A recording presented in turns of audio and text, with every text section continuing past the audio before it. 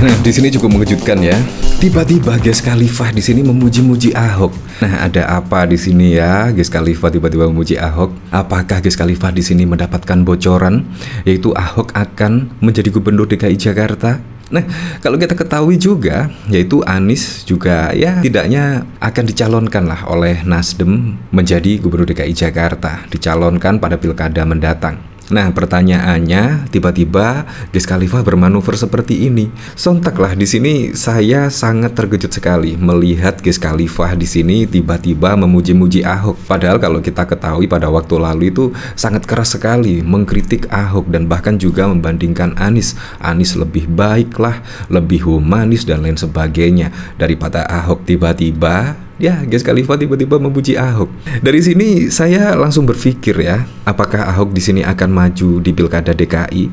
Ya, walaupun pada pemberitaan-pemberitaan yang lalu sih, Ahok di situ akan menjadi gubernur Sumut, dicalonkan menjadi gubernur Sumut oleh PDIP yaitu melawan Bobi Nasution. Tetapi gara-gara Ges Khalifah sudah memuji-muji seperti ini, wah saya jadi penasaran ya, apakah Ahok di sini akan menjadi calon gubernur DKI Jakarta ya. Di sini bahkan juga dikomentari oleh John Sitorus. Tiba-tiba Om Botak ini muji-muji Ahok. Ada apa gerangan? Ya, memang semuanya akan terkaget-kaget lah. Yaitu ketika Ges Khalifah yang sering memuji Anies Baswedan dan bahkan juga sering kali mengkritik Ahok tiba-tiba sekarang memuji Ahok setinggi langit. Bahkan menurut Ges Khalifah, ya gara-gara Ahok di situ akhirnya ya membawa Jakarta lebih baik dan lain sebagainya gara-gara kepemimpinan Ahok. Menurut saya sangat keren sekali. Nah, dari sini saya juga penasaran ya, kira-kira komentar-komentarnya seperti apa ya di sini. Di sini dari Satya, gara-gara dinasti politik, nasionalisme dan radikalisme bersatu.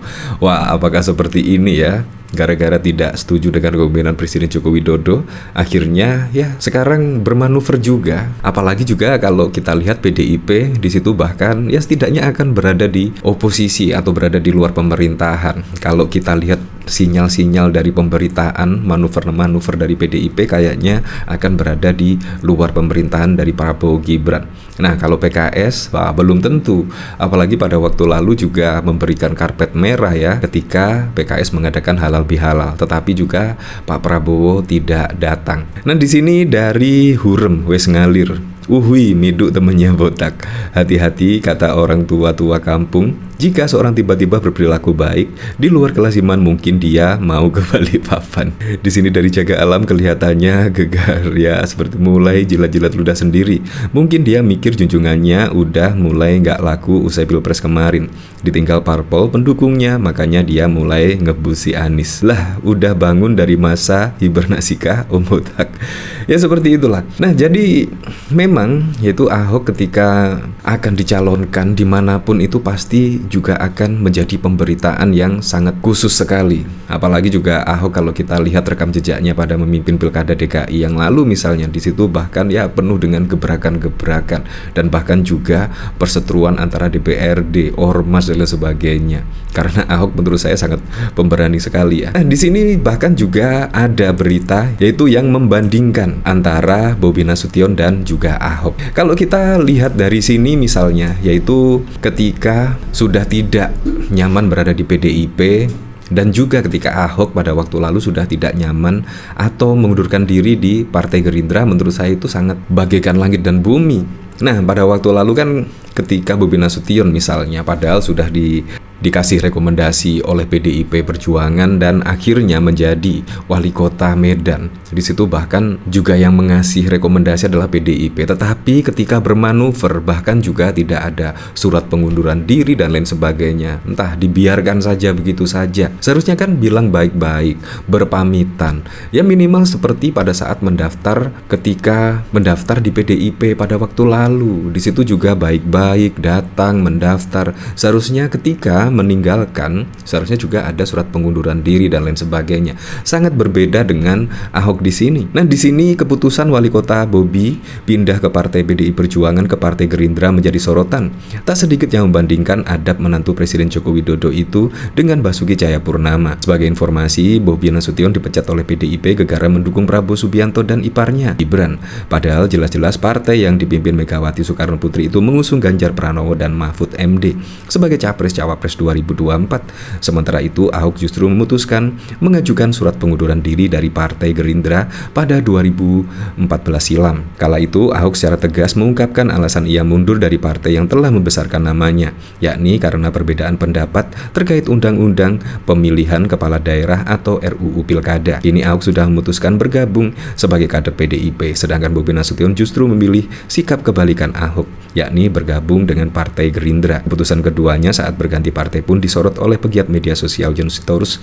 Menurutnya, Bobi Nasution tidak memiliki integritas dan hanya menjadi seorang oportunis. Ya memang, pada waktu lalu juga Ahok ketika pada 2014 yang lalu, disitu bahkan mengajukan surat pengunduran diri. Menurut saya itu yang keren, etika, akhlak juga terjaga. Beda sekali dengan Bobi Nasution, tiba-tiba bermanuver dan juga tidak ada pernyataan mengundurkan diri dan lain sebagainya. Begitu juga Gibran, seharusnya juga mengundurkan diri. Entah di sini maksudnya apa juga. Saya juga sangat bingung sekali ya melihat perpolitikan pada Pilpres 2024 yang lalu. Nah, di sini bahkan tidak hanya itu saja. Di sini media asing sorot Bobi Nasution bahwa Ahok ada apa. Nah, di sini menantu Presiden Joko Widodo Bobi Nasution tiba-tiba disorot media asing.